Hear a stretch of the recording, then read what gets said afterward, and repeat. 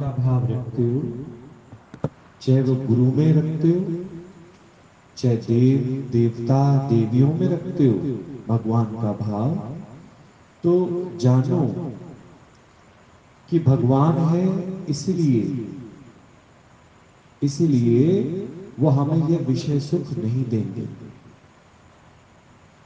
तुम भगवान नहीं जानते उनको, केवल उनको भगवान का तुमको भ्रम हुआ कि ये भगवान है और ये सारे सुख हमारे को इनसे मिल जाएंगे। यदि तुम उनके अंदर भगवान का भाव रखते हो तो वो कैसे तुमको विषयों में फंसा सकते हैं, कैसे तुमको विषयों के सुख दे सकते हैं। लाख गिड़गिड़ा लो, लाख कर्मकांड कर लो, लाख पूजाएं कर लो, अगर तुमको विषय सुख नहीं दे रहे या विषय सुख से हटाकर तुमको सत्संग से जोड़ रहे हैं, तो वो भगवान है। समझो इस बात को। कोई माँ कैसे अपने बच्चे को गलत व्यक्तियों का संग करना सिखा सकती है? फिर या तो वो माँ नहीं।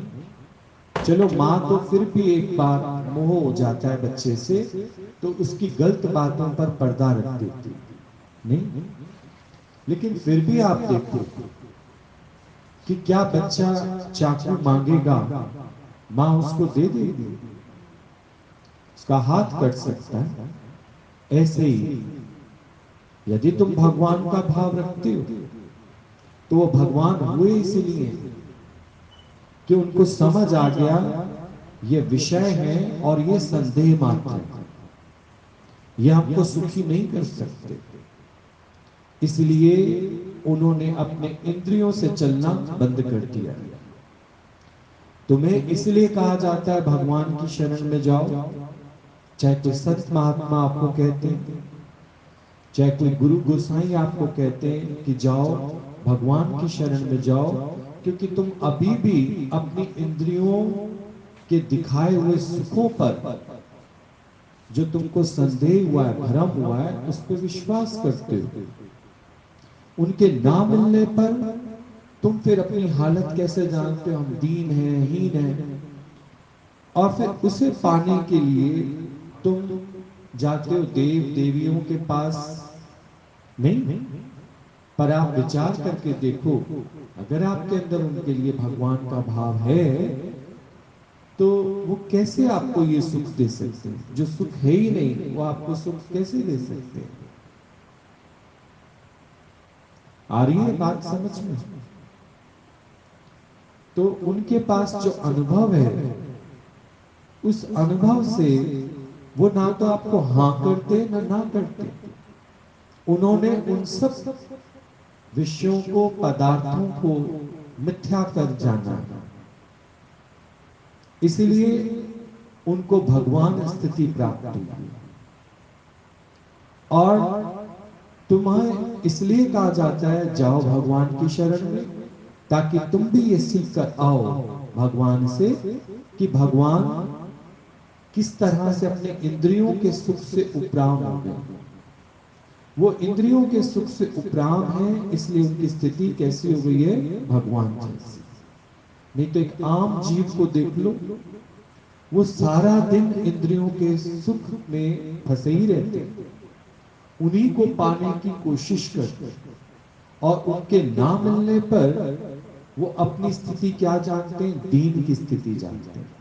तो हे राजा जनक, कहीं ऐसा तो नहीं है कि तेरे को आत्म ज्ञान होने का भ्रम हो गया है और आज भी तेरी इंद्रियां कौन से सुख की तलाश कर रही हैं? इंद्रियों के सुख की तलाश कर रही हैं।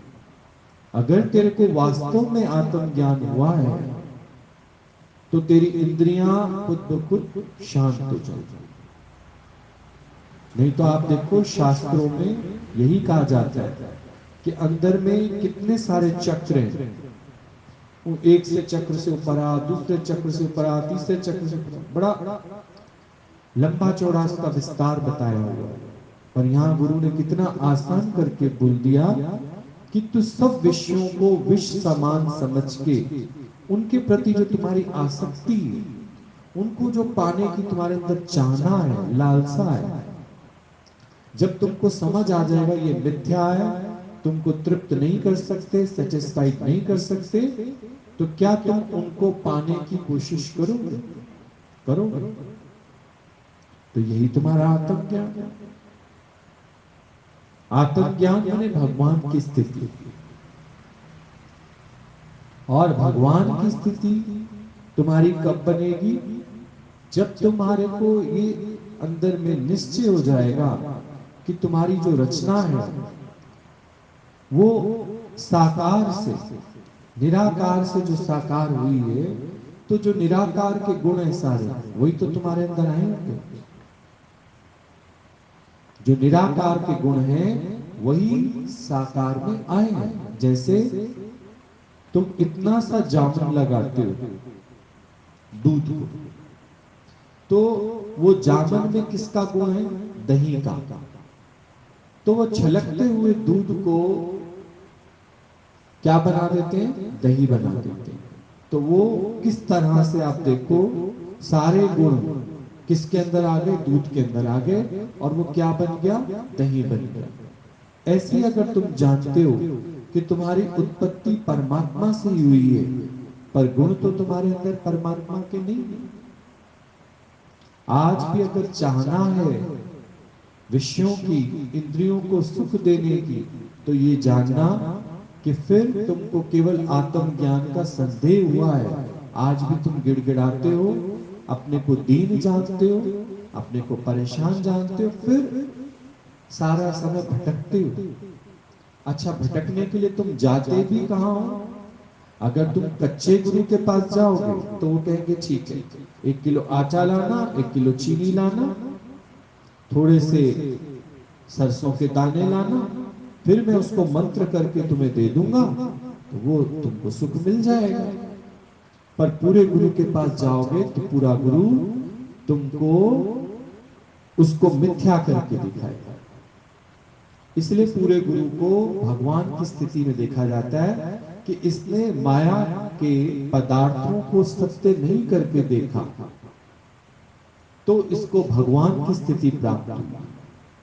भगवान जो मुक्त है, छूटा हुआ, जो किसी भी विषय, पदार्थ और इंद्रियों के सुख में फंसा नहीं।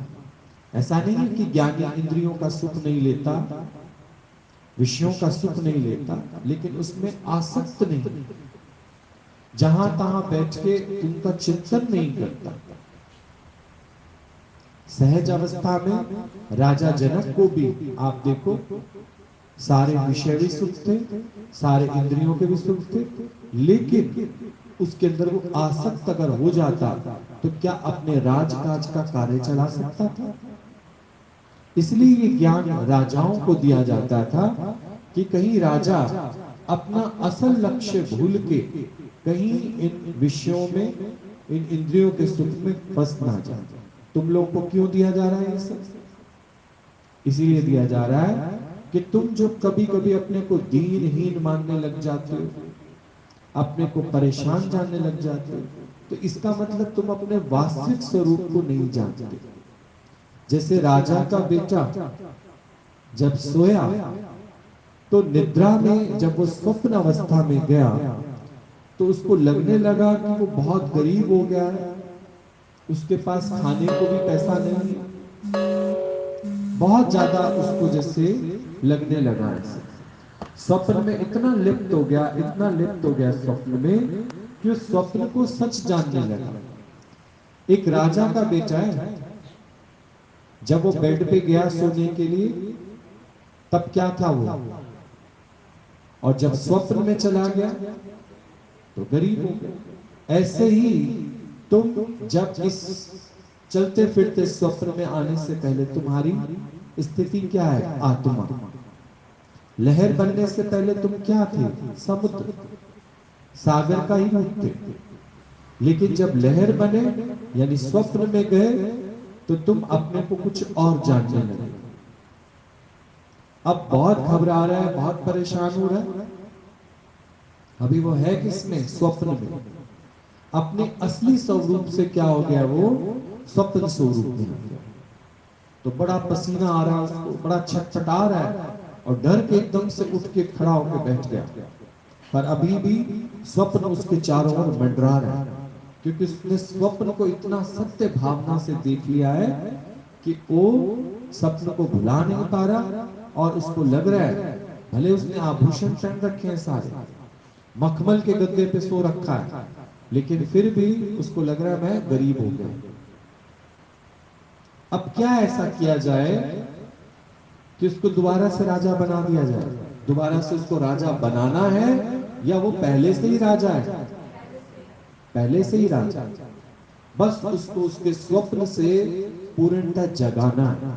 पर आप देखो दुनिया में जितने भी आपको ठग मिलते हैं, जितने भी आपको कच्चे गुरु मिलते हैं, वो आपके स्वप्न को और बढ़ाते हैं। अरे हम तुमको आशीर्वाद दे रहे हैं, हम तुमको ऐसा कहते हैं, तेरे पर बहुत धन आ जाएगा, तेरे पे ये हो जाएगा, तेरे पे फलाना हो जाएगा। और हम भी उसी अट्रैक्शन में उनके पीछे भागे चले जाते हैं। वो हमारे स्वप्न को और बढ़ा रहे हैं। और यदि कभी हमने उनको बोला ना हम दीन है, हीन है, तेरी शरण में आए हैं, तो बड़ा खुश होते हैं। वो गीता भगवान की तरह या प्रमिला भगवान की तरह में डांट नहीं लगाते कि तुम कोई दीनहीन नहीं हो, तुम आज भी राजकुमार हो, आज भी तुम राजा हो, बस स्वप्न से जाग जाओ। और आप सोच के देखो कि यदि तुमको सच्चा गुरु नहीं मिला तो तुम्हारे दीनहीन की वजह से तुम्हारे को एक्सप्लॉइट करेगा, तन से भी, मन से भी और धन से भी। तीनों तरह से वो तुमको एक्सप्लॉइट करेगा, पर तुम्हें स्वप्न से जगाएगा नहीं। इसका मतलब उसके पास भी पूर्ण सत्य नहीं है। जिसके पास पूर्ण सत्य है वो तुम्हें कभी भी तन मन धन में उलझाएगा ही नहीं। तन मन और धन तीनों को मिथ्या करके, आखिर तुमको तन का सुख चाहिए होगा, मन का सुख चाहिए होगा, या फिर धन का सुख चाहिए? तीन चीजों का ही सुख तो चाहिए तुमको। इसके ना मिलने पर तुम अपनी हालत कैसे जानते हो? दीनहीन।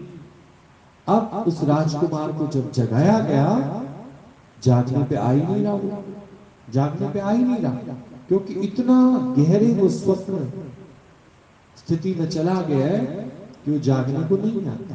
तुम कौन सा आ जाते हो? यहाँ आ जाते हो तो गुरु जब जगा देता है तो तुम कहते हो हाँ हाँ सही तो कह रहे हैं, विषयों में नहीं फंसना, इंद्रियों के सुख में नहीं फंसना, तन का सुख भी झूठा, मन का सुख भी झूठा, धन का सुख भी झूठा। और फिर थोड़ी देर में जाके फिर उसी स्वप्न में लीन हो जाते हो कि नहीं? इसलिए गुरु कहता है रोज रोज का ये अभ्यास करो, फिर तुम देखना कि तुम जो सारी सृष्टि के मालिक हो और अपनी हालत क्या बना के बैठे हो, दीनहीन हालत बना के बैठे हो, तो तुम्हारा मांगना छूटता ही नहीं। अभी राजा का पुत्र घर घर जाके कलेक्शन करे कि थोड़ा थोड़ा पैसा दे दो, मैं दोबारा से राजकुमार बन जाऊं, ये करना उसको। या फिर किसी बैंक से लोन फाइनेंस करा के और फिर अपनी एक गाड़ी खरीद ले, एक अच्छा मोबाइल खरीद ले, लग्जरियस आइटम्स खरीद ले, तो दोबारा से राजकुमार बन जाएगा। या वो पहले से ही राजकुमार है? क्या ये सब सामान आ जाने से कोई राजा बन जाता है? राजा कहां से और भिखारी कहां से? अगर वो तृप्त है तो राजा, अपने वास्तविक स्वरूप में तो राजा, और वास्तविक स्वरूप से जैसे गिरा तो चाहे कितने भी संसार के उसको पदार्थ क्यों ना मिल जाए, उसकी भूख मिटने वाली नहीं है। क्योंकि फिर नए नए तुम्हारे सामने प्रलोभन आएंगे, नए नए विचार आएंगे, नया नया अट्रैक्शन आएगा तुम्हारे अंदर। स्थिरता ना होने के कारण तुमको कभी तृप्ति नहीं आएगी, कभी संतुष्टि नहीं आएगी। और अगर पहली बार में जाग जाओगे ना, तो तुम्हें संसार के कोई भी पदार्थ डिस्टर्ब नहीं कर सकते। तो राजा का बेटा बहुत डिस्टर्ब है, सब बहुत डिस्टर्ब है, सपने में अपने को निर्धन जान रहा है। तो करना क्या है? करना क्या है? तुम कभी कभी जो अपने को कहते हो आज हम बड़े परेशान हैं, आज हमारा बड़ा मूड ऑफ है, इसका कारण तो जानो क्यों। क्योंकि तुम्हारा मूड ऑफ, तुम परेशान, तुम दुखी, जो संसार की कोई चीज को तुम चाहते थे, चाहे किसी से कुछ चाहते थे, वो तुमको नहीं मिला ना, इसलिए तुम्हारा मूड ऑफ हो गया। वो पांचों विकार तुम पर हावी हो गए। पर अगर तुम जान लो कि उनके मिलने ना मिलने से मेरी स्थिति में कोई चेंज नहीं आता। आता है। आप देखो ना, सोने का एक सिक्का अगर थोड़ी देर के लिए गटर में गिर जाए, आजकल 56,000 रेट चल रहा है उसका, 56,000 रुपए तोला, तो गटर में गिरने से तो 40,000 रुपए तोला हो जाएगा। हाँ, रेट उसका वही रहेगा, बस उसे निकाल के साफ कर दो। उसे साफ कर दोगे, उसका रेट आपको मार्केट में उतना ही मिलेगा।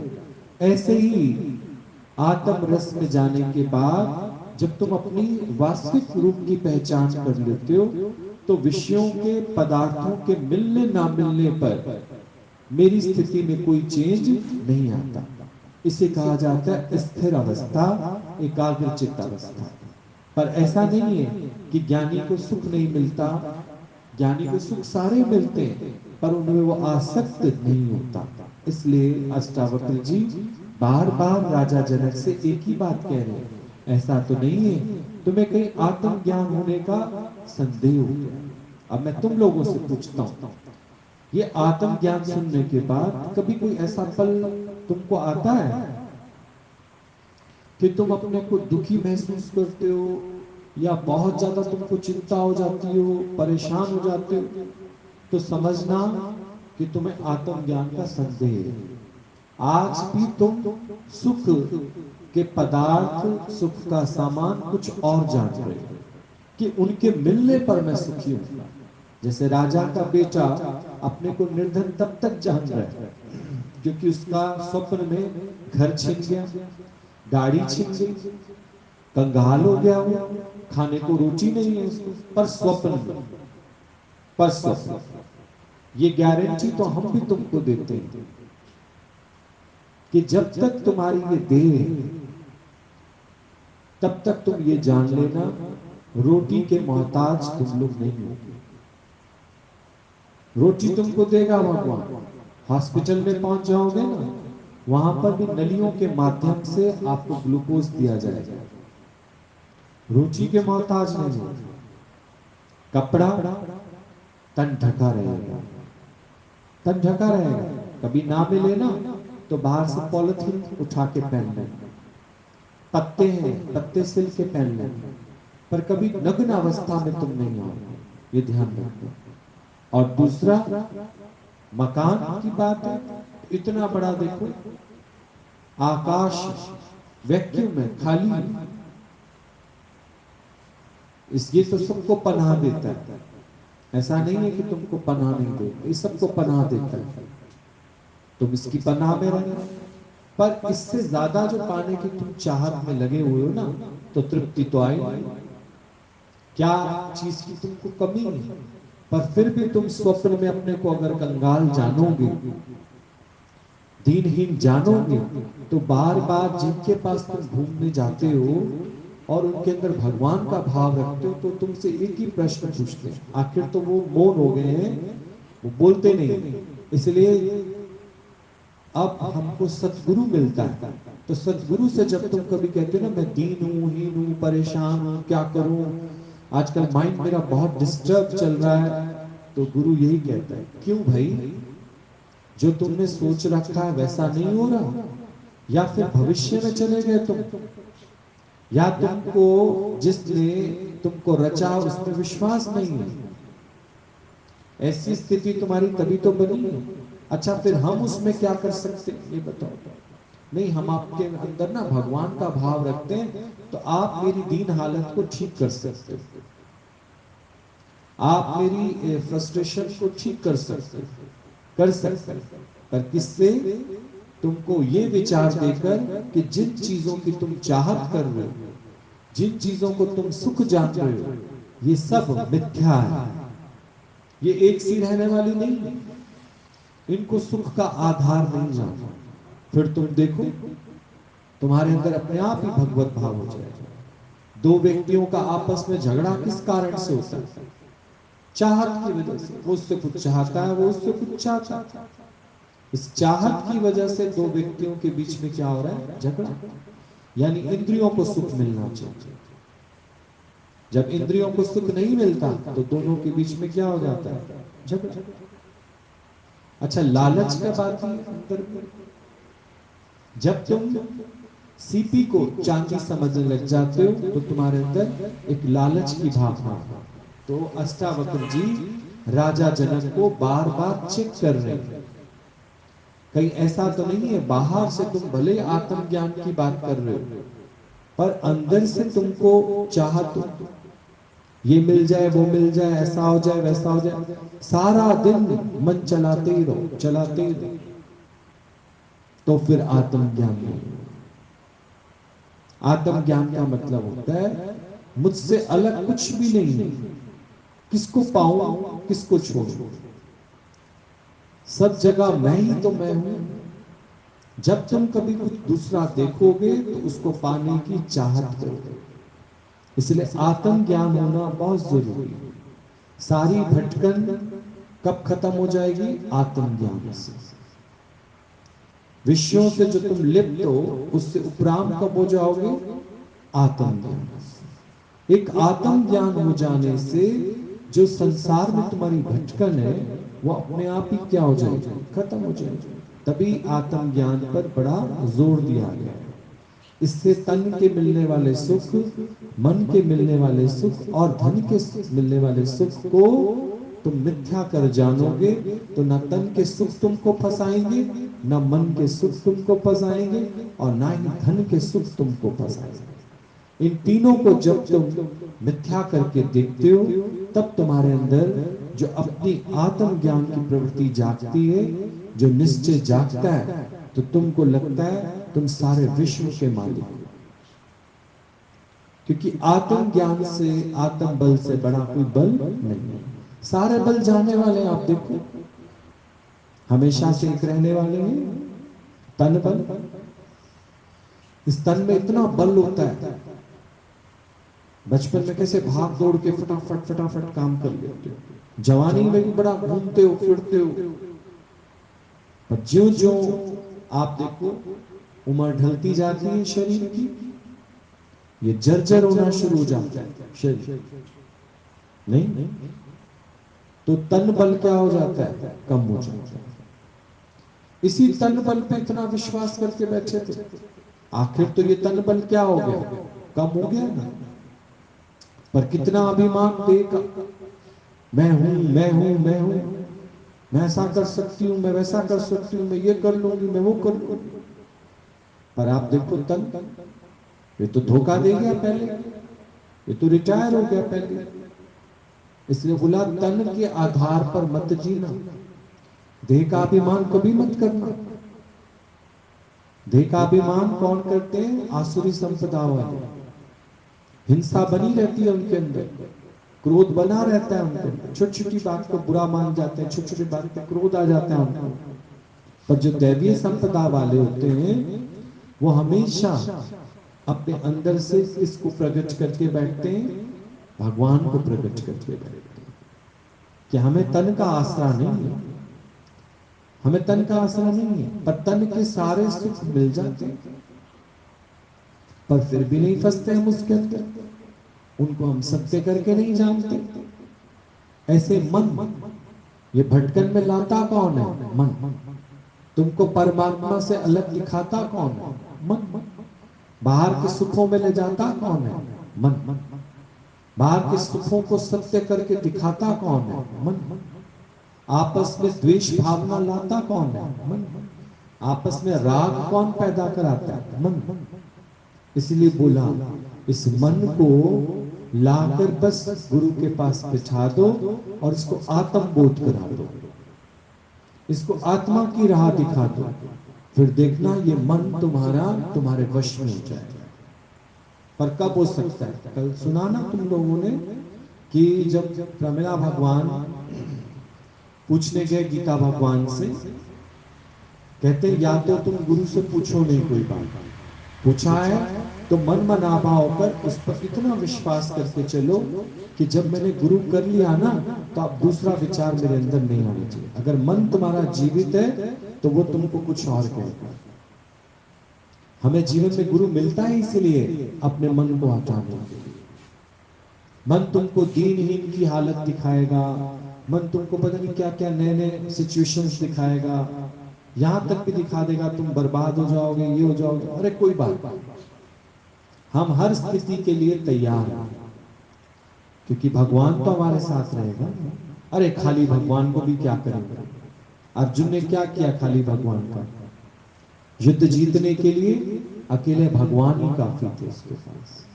नहीं, सोच के देखो, जब कोई ऐसा विचार आए तो अंदर का द्वंद्व ऐसे ही खत्म कर सकते कि सारी दुनिया के सुख जाते हैं जाएं, पर मोहन तू ना मुझसे रूठना, गुरुवर तू ना मुझसे रूठना, क्योंकि तुम साथ हो जो मेरे, तो फिर किस चीज की कमी है?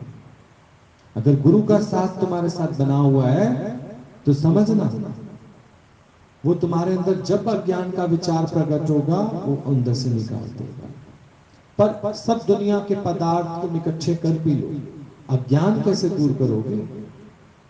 वो दुनिया के पदार्थ तुम्हें थोड़ी सुख दे पाएंगे, उनमें तो तुम फिर आसक्त होते जाओगे, फिर वो कभी बनेंगे कभी बिगड़ेंगे। तो इस तरह से उनके बनने से तुम खुश हो जाओगे और उनके बिगड़ने से तुम दुखी हो जाओगे। पर इस सुख दुख से उपरांत तुमको कौन करेगा? जब तुम कनेक्टिविटी में रहते हो, किसकी? गुरु की कनेक्टिविटी।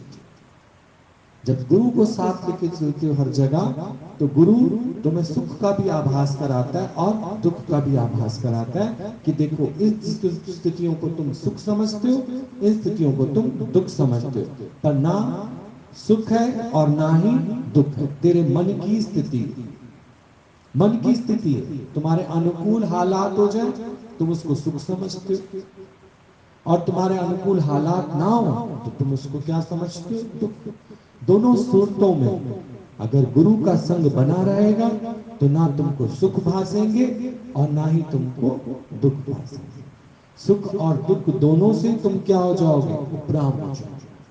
और बाकी बात रही धन की, तो मनुष्य के अंदर पूरा दिन 95% इस धन की बात चलती रहती है। पर हम कहते हैं बिना गुरु के ये धन भी तुमको समझ ही नहीं आएगा, कितना तुमको इन्वॉल्व रखेगा, कितना। क्योंकि यहाँ पेमेंट करनी है, वहां पेमेंट करनी है, गुरु तो कह देता है सुबह सुबह माइक पर हमें पता ना इसको देने उसको देने फलाने को देने।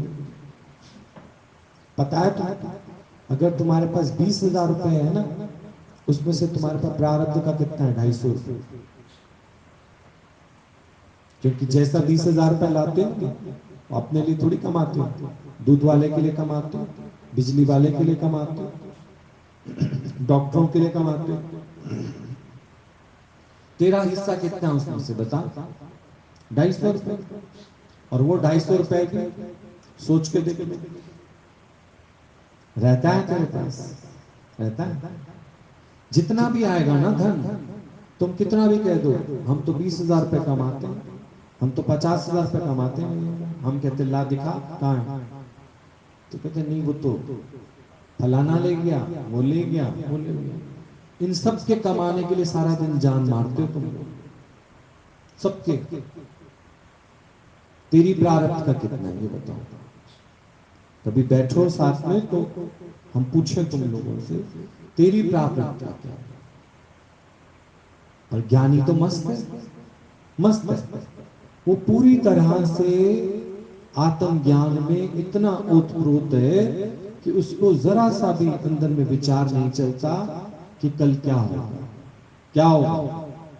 क्या तुम तन के आधार पे बैठे हो, मन के आधार पे बैठे हो, या धन के आधार पे बैठे हो?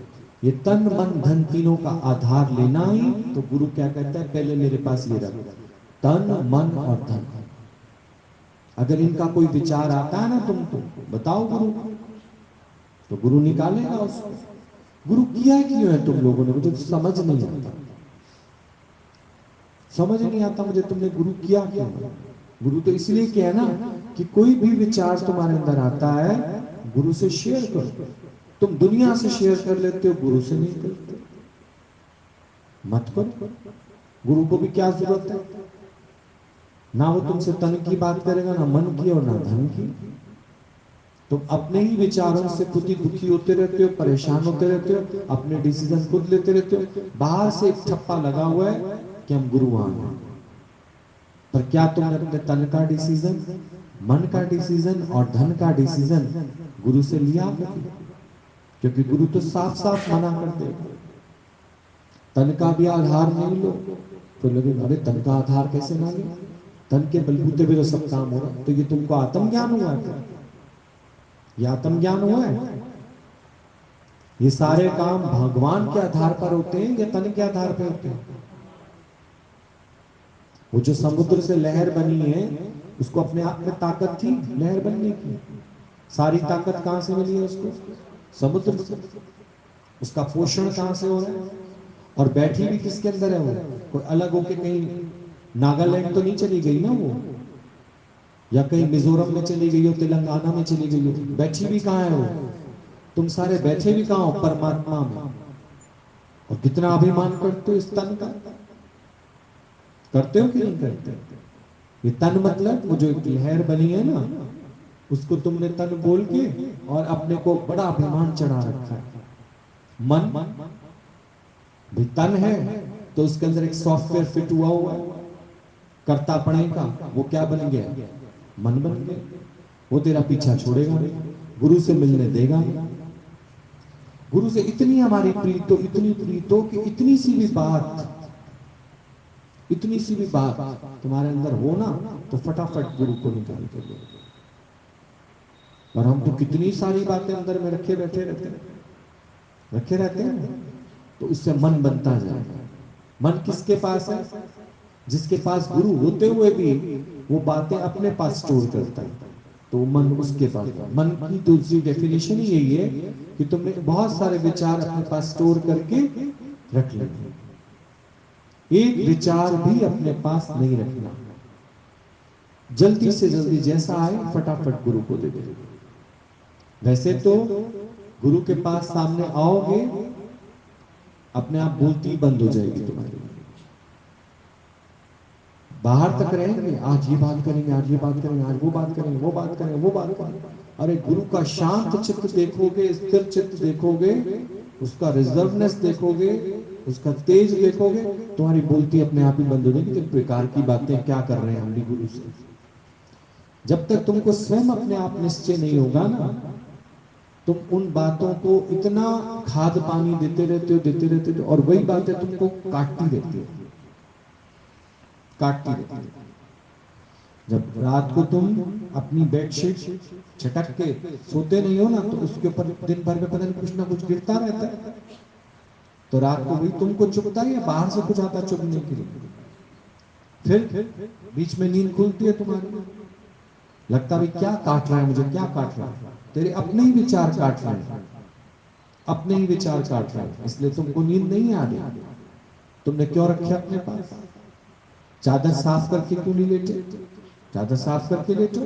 दिन भर में पता नहीं कितने लोगों ने पैर चढ़ाए, मिट्टी आई ऊपर, खाना खाया, चावल के दाने गिरे, पता नहीं कुछ भी हो सकता है, एक्सपेरिमेंट।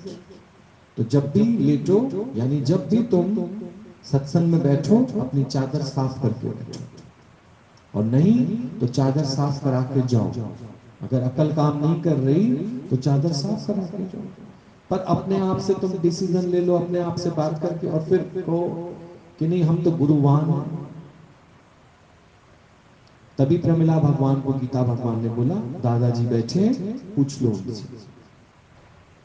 तो दादाजी के पास जैसे ही बात शुरू की कि ऐसे ऐसे हमारा कॉल लेटर आया नौकरी का, तो दादाजी ने बोला ऑफिसर को बोलो रख छोड़ेगा, हमें तुमसे ये सब काम थोड़ी कराने। अगर हमने तुम्हारे साथ तुमको चुना है आत्मज्ञान के लिए, तो हम तो तुम्हें कोई बहुत ऊंचाई पर पहुंचाना चाहते हैं। तुम तो अभी भी निचले स्तर के काम करना चाहते हो। हम तो तुम्हें बहुत, और तुम ऊंचाई क्या समझते हो जब तुम्हें संसारिक पदार्थ मिल जाएंगे, संसारिक, पर मन तो शांत नहीं रहेगा। इतने सालों से पढ़े थे हो तन मन और धन के सुखों में, अभी तक तो शांत नहीं हुए। एक बार इस आत्म रस को पी के देखो। गुरु भी तो तुम्हारे साथ यही रह रहा है। नहीं, गुरु के पास तो अपना घर बंगला गाड़ी सब कुछ है ना। शुरू से नहीं होता किसी के पास भी, शुरू से किसी के पास भी नहीं होता। पर वो भी जब अपने गुरु को समर्पित हो जाता है, तो ऐसा नहीं है कि गुरु को समर्पित होने के बाद आते साथ ही, जैसे कल बोल रहे थे, अमरूद का पेड़ लगाते साथ ही उस पे अमरूद आ जाते हैं, अनार आ जाते हैं उसके। तुम गुरु का आज का दिन देखते हो ना, जब वो पैदल पैदल चला सत्संग के लिए, जनरल डब्बों में उसने बैठ के, और आज भी जाना पड़ता है कभी जनरल डब्बे में, तो जनरल डब्बे में बैठ के जाता है, पर उफ नहीं करता। नहीं, क्योंकि तन हमारा हो तो उफ करे। ये तो सब गुरु पे वार किया। तुम पे जरा सा तन का कष्ट आएगा, मन का कष्ट आएगा, फिर कहोगे आखिर क्या मिला सत्संग से, कुछ भी तो नहीं मिला। ये कौन कह रहा है? ये कौन कह रहा है? तुम्हारा अपना मन कह रहा है। तो ये जो डीन डोल है ना तुम्हारे अंदर, डावाडोल होना, इस कारण अमरूद आ ही नहीं रहे, अनार आ ही नहीं रहे।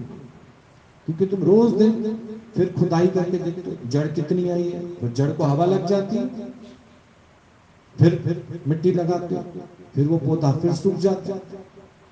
कितने पौधे ऐसे लगाते हो सूख जाते हैं, लगाते हो, क्योंकि सब्र नहीं है, विश्वास नहीं है, तुम्हारा मन हावी है। विश्वास करके देखो। नहीं नहीं तो फिर अगर तुम्हारा तन मन धन अपना ही साथ दे रहा है, तो गुरु की आवश्यकता ही क्या है? दुनिया में 95% गुरुवान है, पर कोई एक है जो गुरु पर कुर्बान है। कोई एक होता है बिरला, जो गुरु अंगद देव बनता है, लहणा बनता है। बाकी तो सब क्या सोच के बैठे, तन मन धन से सुखी हो जाएंगे।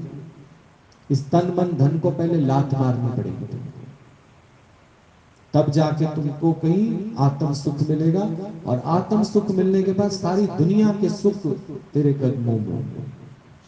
क्योंकि ना तुम तन को सच्चा करके देख रहे हो, ना मन को, और ना ही धन को। इनमें आसक्त हो गए तो समझो तुम्हें लगेगा कल क्या होगा, कल क्या होगा, आज थोड़ा बहुत है, ये भी चला जाएगा, चला जाएगा, चला जाएगा, बिल्कुल बर्बादी के कगार पे आ जाओ। और फिर भी देखना, फिर भी देखना कि जो सुख पायो मैं राम भजन में, सो सुख नाई अमीरी। सब कुछ चला जाएगा, पर भगवान तेरा साथ छोड़ने वाला नहीं। वो तो पहले तुझे बर्बाद करेगा अच्छी तरह। कैसे निचोड़ते हो कपड़ा धोने के बाद? थोड़ा सा भी पानी छोड़ते हो उसके अंदर? आजकल तो मशीनें चल गई हैं कि मशीन भी, अगर आपको लगता है कि हाथ से अच्छे से नहीं निचोड़ रहा, वो मशीन में डाल दो, वो कपड़ा अच्छे से निचोड़ के ड्राई होकर बाहर आता है, और थोड़ा सा काम धूप कर देती है। तो गुरु भी यहाँ पर पूरा निचोड़ेगा पहले तुमको अच्छे से, क्योंकि जो तेरे अंदर संशय पड़ा हुआ है ना, अष्टावक्र वो निकाल रहा है। संशय जहां आया तुमको, मन ने जहां संशय डाला, फिर गिर गए, फिर गिर गए। अब कितनी बार तो गिर गए हो तुम लोग। अब तो गुरु का हाथ विश्वास से पकड़ लो, चाहे जो होगा देखा जाएगा। लगन तुमसे लगा बैठे, जो होगा देखा जाएगा।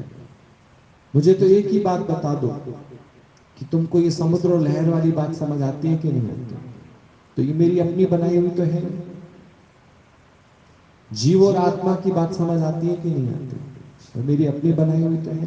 पर अनुभव में, अनुभव में है कि गुरु के मुख से जो बात निकली है, तुमको शुरू शुरू में थोड़ी दिक्कत जरूर आएगी, पर मन को नो करते जाओ, मन को नो करते जाओ, मन को। कब पार हो जाओगे उस बात से कोई पता नहीं। तो आप देखो, जीवन में कोई एक ऐसा काम बता दो जो तुमसे पूरा हुआ हो, बीच में मन ने टांग जरूर अड़ाई। कभी कोई काम पूरा करते ही नहीं, मन कहेगा अरे ये वो फलानी, छोड़ो मेरे से नहीं होगा ये काम। बस कोई काम तुमने आज दिन तक पूरा नहीं किया, ना तो किसी से निभाई है तुम लोगों ने, ना किसी से प्रेम रखा है। अब गुरु मिला तो उससे भी डामाडोल हुए पड़े, वो भी कब छूट जाएगा कोई पता नहीं। फिर क्या रह जाओगे? फिर से अपनी उसी स्थिति में आ जाओगे। गुरु है हमारी मॉरल सपोर्ट, वो हमको कभी गिरने नहीं देता, ये ध्यान रखना। ठीक, क्या आया समझ, क्या आया समझ, क्या आया समझ, क्या आया समझ।